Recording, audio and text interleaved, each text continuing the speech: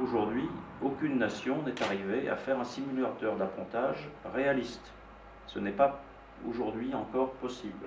Pourquoi? Parce qu'il y a des mouvements de vent tourbillonnaires, essentiellement, qu'on ne peut pas reproduire, on ne peut pas modéliser ni mettre en équation.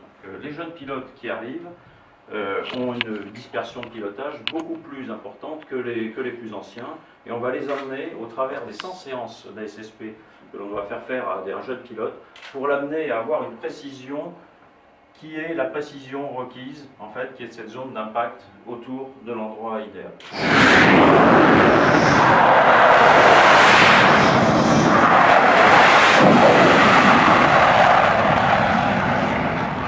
C'est un circuit de piste, c'est relativement proche de ce que font tous les avions, que ce soit les avions commerciaux, que ce soit les avions d'aéroclub ou les avions militaires.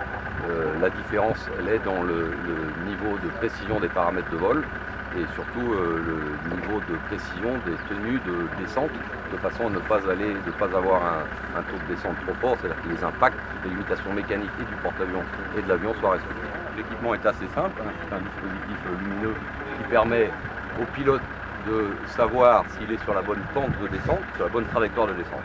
Donc notre rôle à nous, c'est de leur demander, leur exiger d'être le plus précis possible, pour devenir le plus à l'aise possible, et qu'à bord du porte-avions, toute cette procédure de ramassage, d'appontage, se passe de mieux du mieux.